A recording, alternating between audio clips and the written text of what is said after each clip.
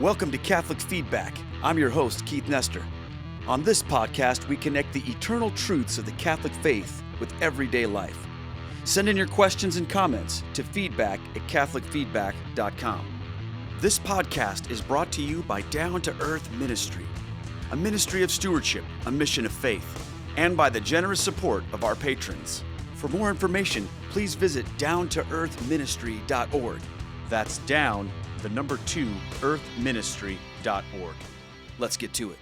Welcome to Catholic Feedback. I'm your host, Keith Nestor, and what a treat we have with us today. Actually, it's kind of interesting that I said what a treat because Fr.Leo Patalinghug is well known as an award-winning chef. He's not just a priest, but he's also an incredible chef too. And fun little fact for you guys, I love cooking shows. Like Gordon Ramsay's he's my jam.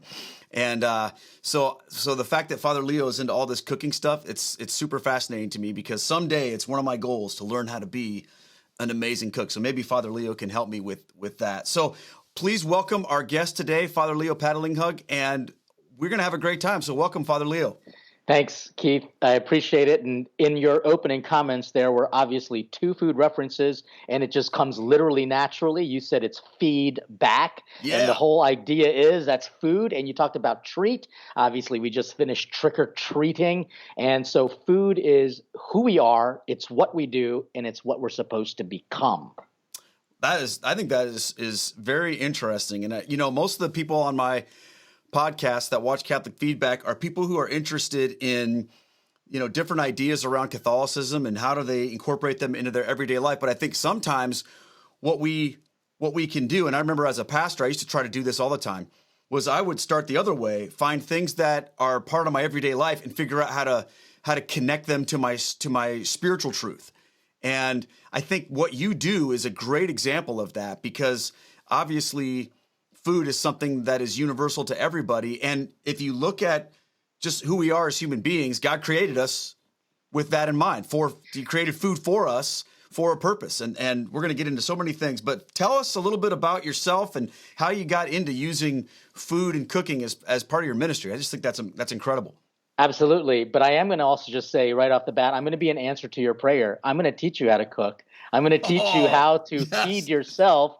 Because if you don't feed yourself, then who knows who's going to feed you? Because it could be the devil. That's the reality. So it's either going to be God and yourself feeding yourself with the good things, or it's going to be someone else feeding you basically crap. And let's admit, you are what you eat. Amen. So we're going to get super deep into theology. But as far as who I am, I'm a priest, not just, but I am a priest, a Catholic priest. And I know this is very weird because I'm a different type of priest altogether. I'm a priest member of a community of consecrated life called Voluntas Dei, which means the will of God. We're called a secular institute, which means the work that I do isn't like in a parish or in a church or in a school or in a hospital or even a prison. I work literally in the midst of the world, and I believe God's called me to use my strange gifts and talents to build up his kingdom in the midst of the world as leaven. And so before priesthood, I was a break dancer. I'm a martial artist. But then God called me to the priesthood. And so that's the next logical step, right?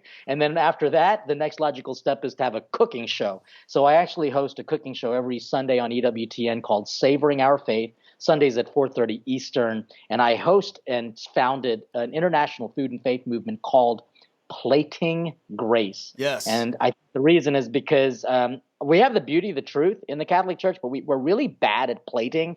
I mean, we serve up either leftovers or we shove food down people's throat or we give them only sweet stuff. And so really what I've got to do is plate grace.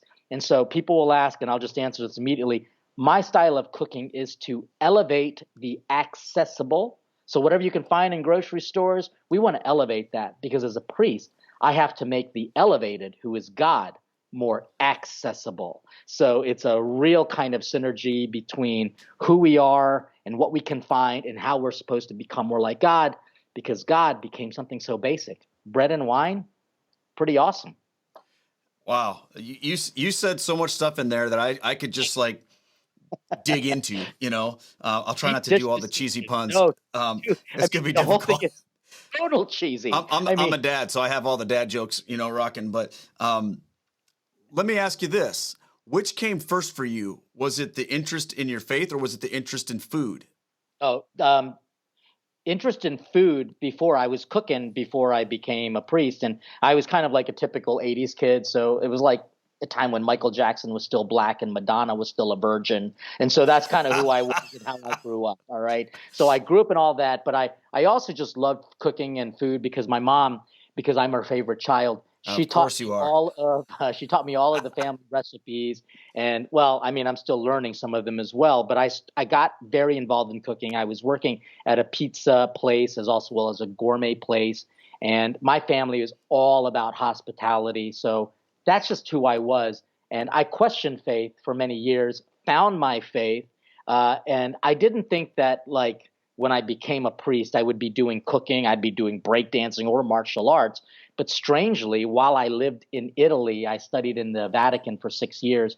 That's when something really strange kicked in, and I started to realize maybe food has something more to do with than just feeding the body. And then, like, as I'm praying and meditating in front of, like the Eucharist, which is bread, I'm starting to like hear God speak to me and say, figure out why I became food, and figure out which monstrance I'm supposed to dwell in, the one made by human hands or the one made by God's hands. And so all of these deep things kicked in, but it wasn't until I beat Bobby Flay, shameless plug, beat Bobby Flay at the Food Network Throwdown, that it really grew into a full-blown ministry. So food came first because that's how God is. God wants to feed you before he converts you, and he uses food to change you from within. So, yeah, I mean, we could talk forever about how food and faith can intersect, and you've already alluded to a few of those things. I love the idea of plating grace because, like I told you, I'm kind of a Gordon Ramsay groupie, and I love watching those shows, and I feel like, one of the things that's so incredible about is how they make the food look.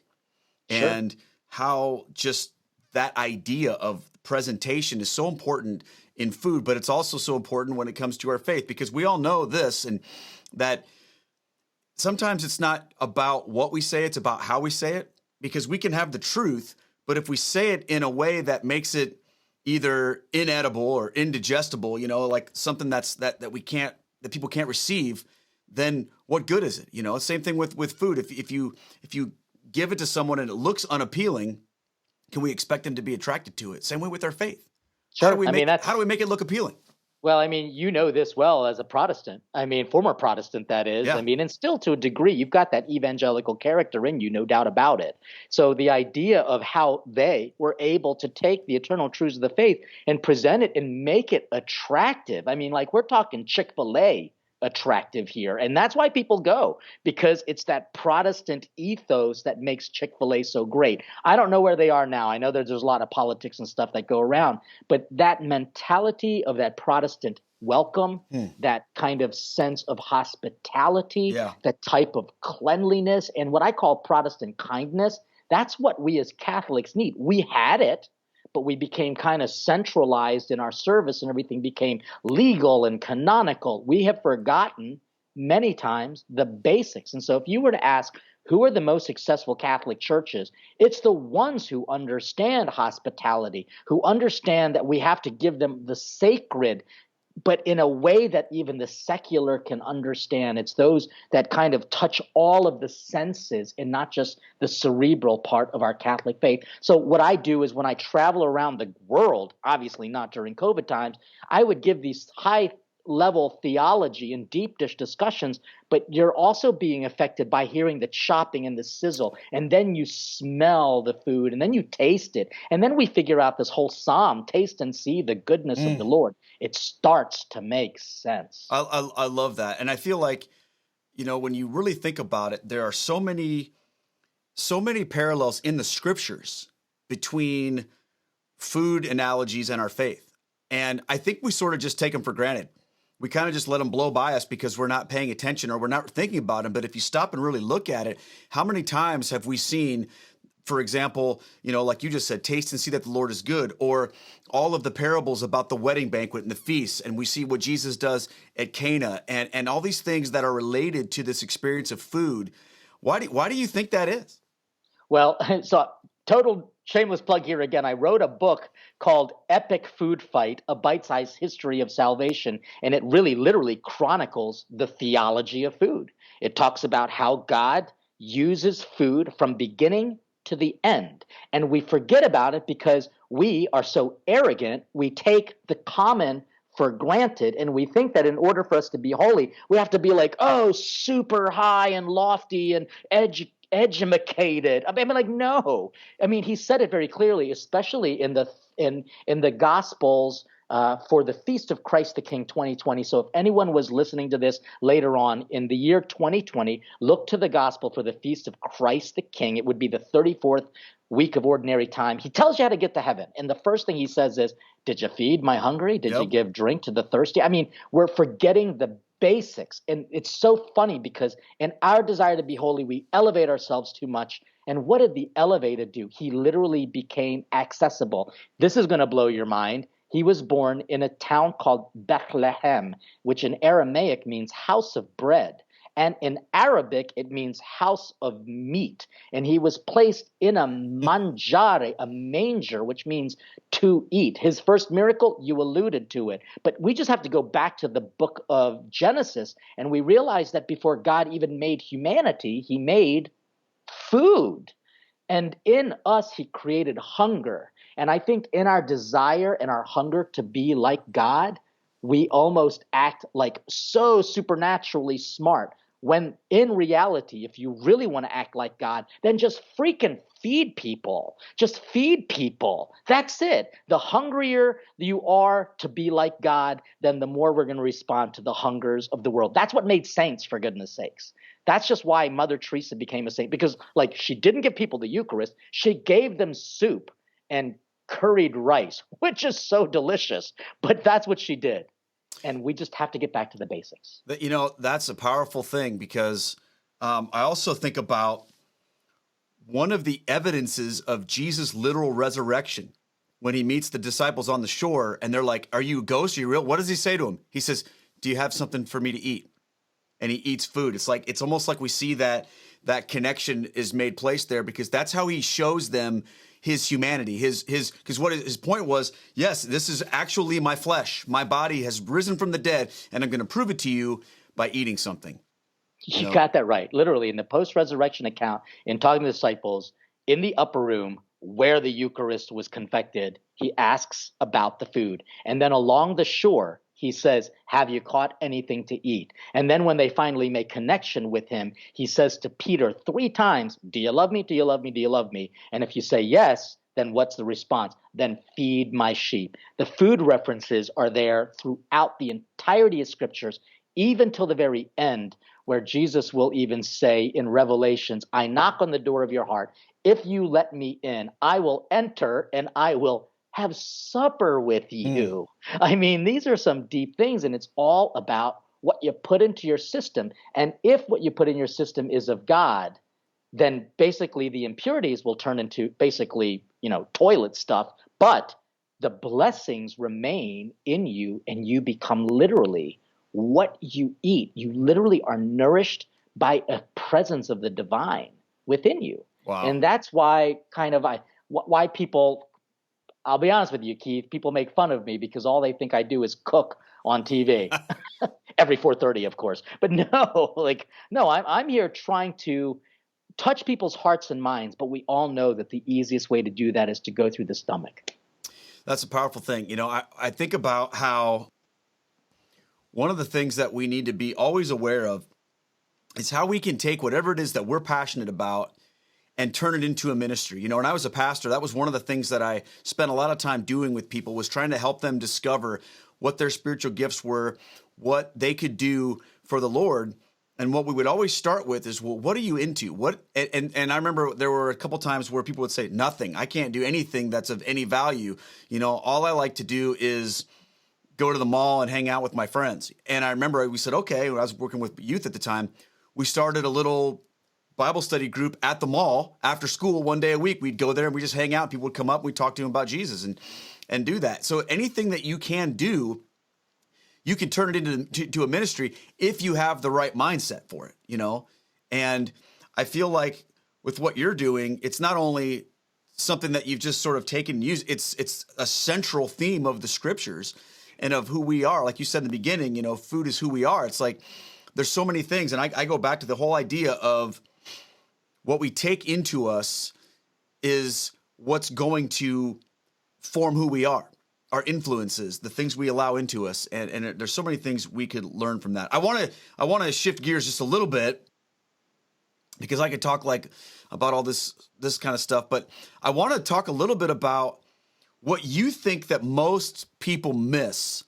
when it comes to, you know, like, let's say, for example, the significance of mealtime, because there's this idea that, I mean, we're all super busy and it can so easily, I remember when my kids were younger, it wasn't often that we would all sit down at the same times because people have practice, they have this, they have that, we got jobs. Like, what do you think about people when their consumption of their food and their relationships and how that needs to look?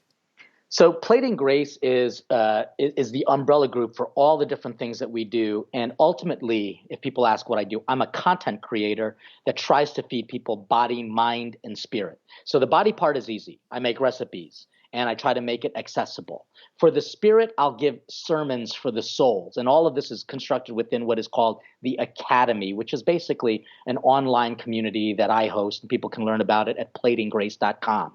But it's the feed the mind part that is very challenging because I'm trying to get people to make connections to their food, their faith, their friendships, and even what I would call fun, my favorite F word. You know, it's just to make these connections. And so what I've discovered is that most people are trying to be they're doing way too much. They just kind of need to scale back and slow down and feed the mind. What you just discussed prior about how you would just encourage people to turn a hobby into a ministry, you help them to discern.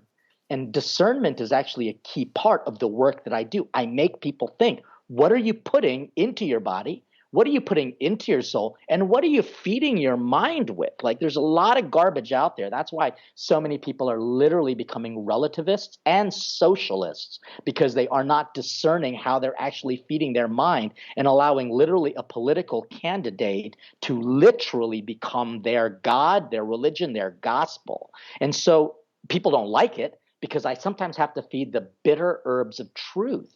And that's not an easy thing to do. Nobody wants to take medicine. But let's admit that the greatest form of medicine was just a healthy diet. And you apply that to a body, then apply that to the soul. And then apply that to your mind. How are you feeding your soul and your mind? Because a lot of people just limit feeding to just the body. So it's a real challenging thing. And what I ask people to do is what you tried to help those mall preachers do. Discern. What are you hungering for? And where do you go to be fed? Or to whom do you go to be fed? Because if you don't go to God, then the devil will be very happy to feed you. That's the temptation of Adam and Eve. They just didn't want to eat what God was providing. So the devil stepped in and made sin and stupidity and evil look delicious. Yeah, that makes a lot of sense. You know, I think about when you're trying to get healthy, there's two ways you can approach that. Well, at least two ways. You can either say to yourself, all right, I've got to cut out all this bad stuff. And then you get focused on what you can't have.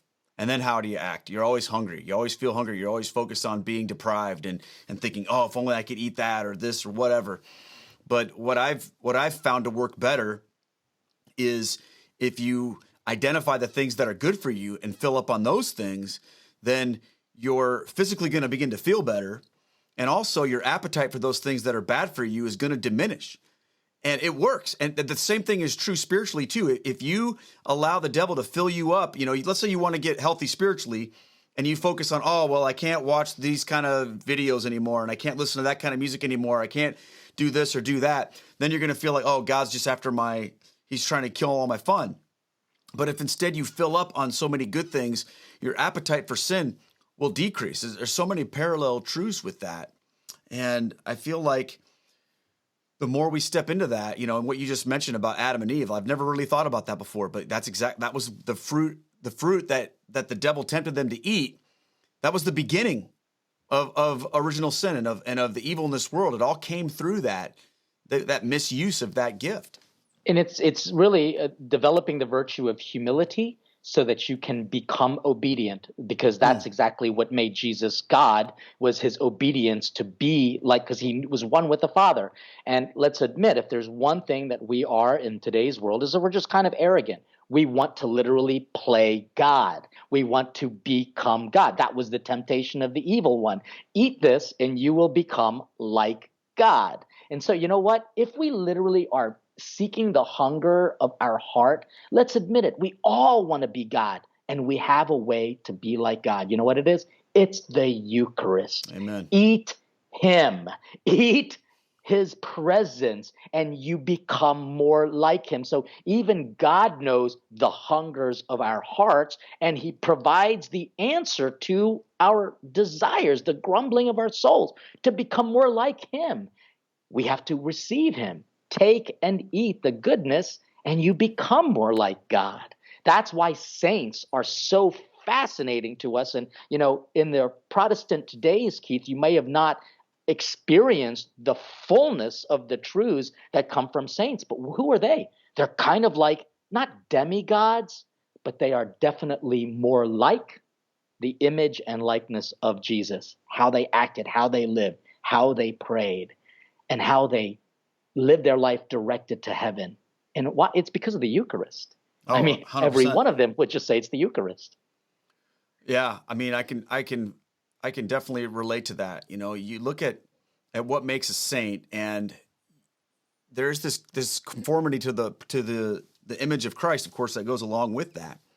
And a lot of that has to do with what we allow ourselves to consume and what we allow ourselves to become. And, you know, you are what you eat spiritually and physically and in every step of the way. I want to talk with you or ask you this question. In all your ministry and different things, I mean, I'm not a chef like you. I wish I could do awesome stuff. I'm excited for whatever you're going to teach me later. But how do you see regular people, like regular everyday Catholics, guys like me or whatever, how can we use this idea of food? Because it's something we all have to experience, right? How could regular people use food as a way to do ministry and to bring people into the faith? Okay, 3 ways that I can think of right off the bat. One is going to be personal, one is going to be communal, and the other will be for service. So Okay. the first way is to discern what you are eating and to help you stay connected. So this whole Plating Grace movement started because I was literally at a retreat eating in silence. Our retreat director was encouraging us to meditate on the food we were eating, look at it, smell it, have it evoke thoughts, discern the taste. Is it salty? Is it sweet? Is it sour? And then imagine it going into you and what it's doing to you, and also thinking of all the people whose hands were connected to just give you that bite of food. Wow, that was super powerful for me. So just being able to eat more slowly and eat more intentionally.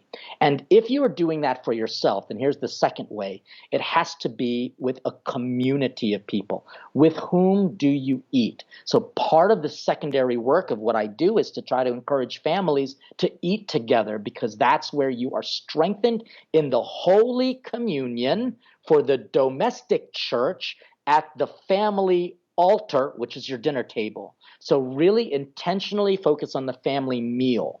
And because it's literally just being taken away from us, because the devil knows if we can make people frenetic and busy, then they're never going to come to the family table. And as you do at home, as you do at church, people are so busy, they don't even gather around the Lord's table anymore. So personally, and then communally, and then third, service-wise.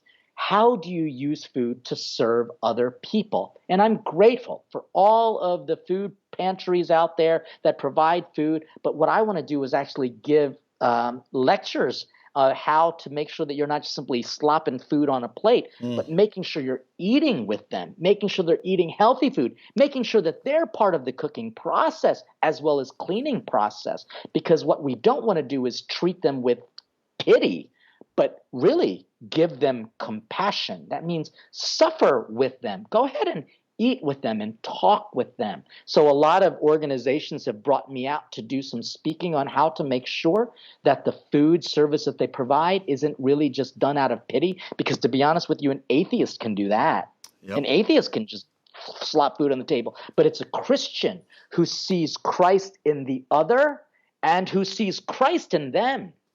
And what did Christ do? He not only served the poor, he ate with them, and he eventually became food for them. So personally, communally, and as a servant. 3 ways to transform food into a sacrament.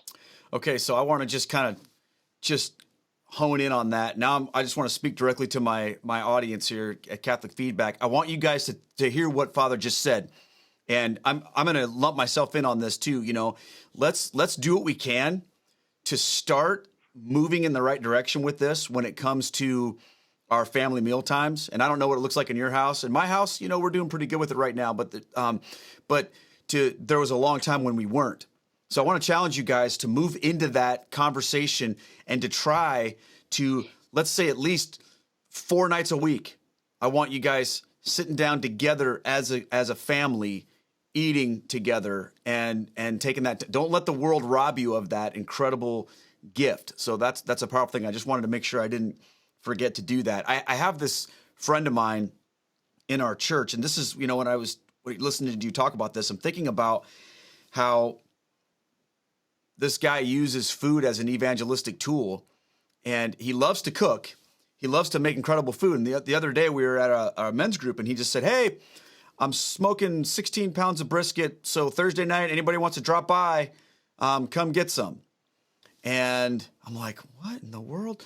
So I went over there. I took my wife and my daughter over there. We went over to his house, and people all throughout the evening were dropping by, and he was just giving them food, like to-go plates to take. And there were some that stayed and ate together. But it was sort of this idea that, like, this guy's ministry in our local church seems to be to literally feed people through men's nights and through different things, but he's really, really good at it. And I think the fact that he's so good at what he makes means that when this guy invites you over, you go. You know, if I invited you over for dinner, you'd be like, maybe I don't want to do that. But when this guy says, "Hey, I'm making this food," there's a sense of desire to be there because it's so good. And I'm thinking about how, you know, we all go to church, we go to mass, we look around, we see people that we don't know.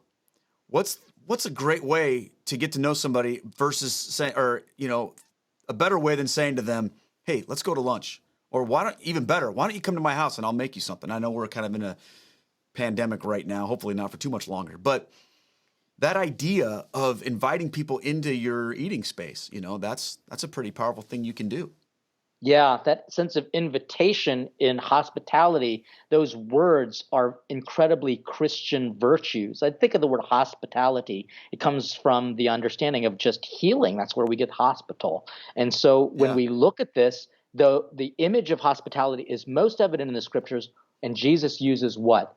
A Samaritan, the good Samaritan, a foreigner who Jews did not get along with at all, and vice versa, and a Jew who was known as a rabbi, Jesus, who is God, will use a Samaritan as the example of healing and hospitality. So this is a mind blow for a lot of people in Jesus's time. And I think because we've heard it so many times, we don't even think about it. But what we need to do, if we really want to take this seriously, is we have to ask ourselves, who do we not like? And go ahead and eat with them. Go ahead, try it. Because Jesus very well clearly said it. He said it very clearly. And it's like, you know what? What good is it that you invite your friends over to eat? No, if you really want to love me, you're going to invite people from the by roads of people you don't know and maybe even people you don't like. Because the fact is, if you can't practice eating with people you don't like, you might not like heaven. Because the mercy of God can even forgive that person, and that person will be sitting next to you for all of stinking eternity. And if you hate that experience, then you ain't in heaven. You're not. Leo, you're serving up some awesome truth bombs here. I love it. That's powerful. Sorry about that. It's kind of what I do. And to be honest, I'm a little hyped up right now because I've been in quarantine this whole time. You know, I've been doing nothing but just Zoom conferences and presentations online. And to be honest with you, it takes much more energy to do that, to communicate with the people. Because when I'm talking live, I can see their reaction. They can smell the food. I can hear them laugh. And so when we're doing things virtually, we have to know that that's not the way it's supposed to be. In the same way, when you're watching a cooking show like mine, you have to actually make that food, because if not, then it literally becomes a theory. And what faith has to become is incarnational, incarnate in the flesh. So I'm a little hyper because I'm trying to get your listeners and your audience to do something. Amen. And that's eat themselves.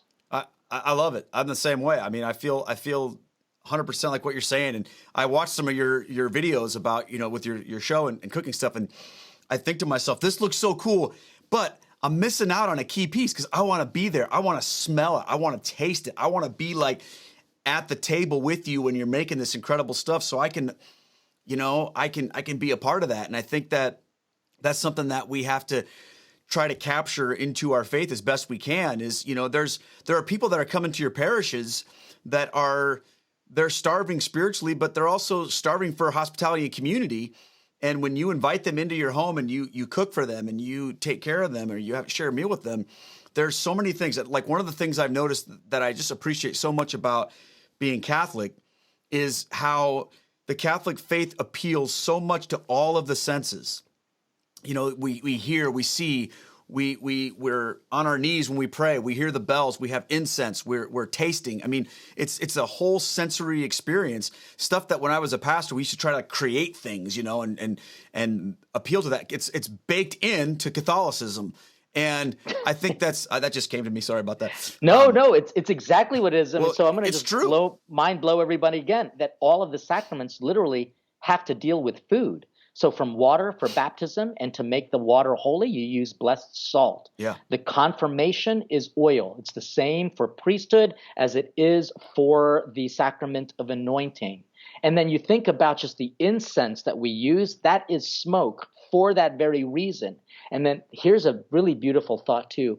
For marriage and priesthood, the sacrament of marriage and priesthood is only valid when it is consummated, consumed, when it's literally one taken into the other, like you would food, consumed. Wow. And so all of the sacraments are food oriented. And that's kind of what I write about in the book Epic Food Fight, because we forget that the ultimate battle is, how do you get to heaven? It all depends on what you hunger for, because heaven is supposed to be an eternal banquet, and the devil will use food to destroy us, and Jesus will become food to save us. I love it. That'd be a good T-shirt right there. So I know like you said, you mentioned you're like a lot of us. You're kind of stuck in your house quarantine. But what are some things that you've been doing in 2020 to feed your soul and to keep you excited? And what are some things you're interested in? What are you growing in? Yeah. So first of all, I hate technology, but I've had to grow in it.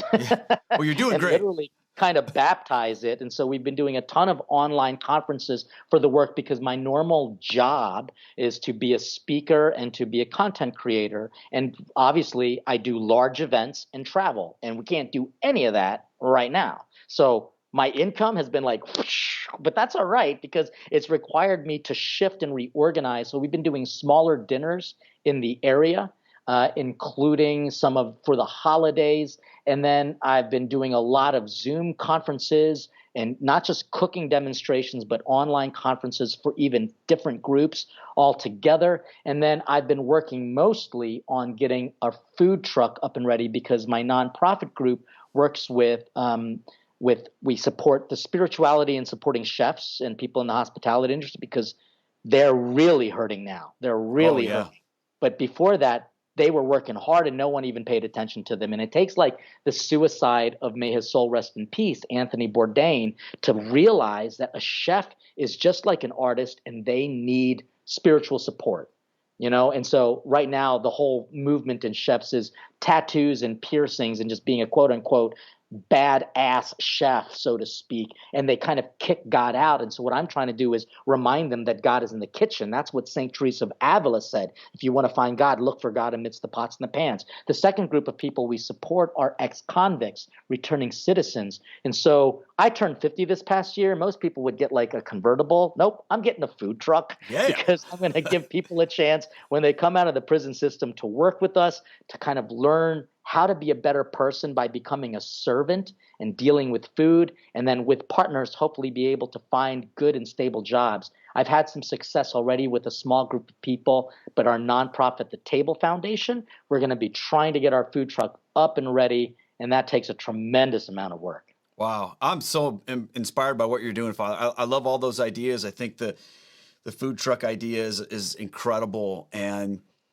I'm just excited to see where you take this and what God does through it. It's awesome, man. It's hard. I mean, besides that, I'm filming for my show, and then I'm doing my own podcast, which I hope to have you as a guest as well. And that's on the record. It'd be great to hear your story. Sure, but my podcast is called Shoot the Shiitake, and it's pretty tongue in cheek, but it's just me talking to people who have different experiences from me, and even some real controversial topics, because what we have to do is say that, just because I disagree with someone doesn't mean that I hate them. So like on my podcast, I even interview a transgender, and I talk to that person like a Christian, from Christian to Christian, and just try to hear the story and not judge them, but listen to them and welcome them without saying that I agree with sinfulness or even their decision. But I'm here to just try to show how to love people just by listening to them. And so so the podcast is challenging in some regards, but at the same time, it's just trying to put me in the position of Christ, who I'm sure did not like all the people he ate with as well. I'm sure, but he loved them, and he showed he loved them by at least spending time with them. And I say that if you have really good food, we'll listen to each other because you can't talk with your mouth full. I was just thinking the same thing. I'm like, that's one of the benefits of meeting with people over a meal, is that's going to ensure that you both get to talk. Let's hope. For sure. Well, I'm intrigued. I want to know what it is you're going to teach me how to cook today, or teach all of us how to cook today. What do you got planned? I mean, it really all depends on what you're hungering for. And so here's what I do with a lot of people. What do you have in your kitchen that you think you haven't used? And I want to help turn it into something amazing for you. Or what are you hungering for and what's in your kitchen, so that I can help maybe change it up a little bit. So let's begin with the basics. Okay. What are you hungering for? Well, okay. So here's this kind of running joke in my house. My wife loves chicken, and I'm always like, all right, chicken, because to me, it's always like, I feel like it's kind of boring, Very boring. So here's the thing. Now, let me ask you. Yeah. Do you like crunchy? Do you like sweet? Do you like salty? Do you like sour? What is it that you are hungry for? I like all that. I love spicy food. I love crunchy spicy. I'd say that's my thing. Then here's what we're going to do. Let me ask you this. All right. You have the following things in your refrigerator. Do you have a type of a vinegar? Yeah, I got apple cider vinegar. Does that work? Right. Yep. Apple cider vinegar. Do you have mustard? Yep. Do you have honey? Yeah. Do you have hot sauce? Oh, yeah. Sriracha. You have soy sauce. Yep. Okay. So you're going to just take equal parts of all of that, combine it as a sauce. Okay. Hold on. I'm going to write this down. Apple cider vinegar, mustard, hot sauce, soy sauce. Right. Yep. What was it? Was there anything else? No, but I am going to say, if you want, just add the same equal part of brown sugar. Okay. So combine that in a sauce. Okay. Got it. And maybe also add some olive oil as well. Okay. Or just any oil. Now, what you want to do is you want to take your chicken, and you're just going to do a simple breading. And your breading is going to be seasoned with salt and pepper, cut it into bite-sized strips. Okay. As well as broccoli into the same bite-sized strips. Okay. And you're going to dredge it in flour. And then you're going to put it in what is called an egg wash, which is one egg beat with like a tablespoon of water. Okay. Shake off that extra juice of that egg wash, and then dump it in some breadcrumbs. Okay, basically, so I'm going to take the chicken. Tenders. I'm going to take the chicken, slice it up into strips with the broccoli. I'm going to actually cubed it up. Cube it up. Okay. That way, it's the same size as the broccoli. Okay, cube it up. All right. And then we're going to take that, put it in the flour and the egg wash. So some egg into the flour, So no, nope. See, I'm already messed up. Nope. You're gonna have 3 bowls. This is easy. Okay. 3 bowls. One is gonna have flour. Yep. One's gonna have the egg wash, and the other is gonna have the breadcrumbs. And what's in the egg wash? Just egg?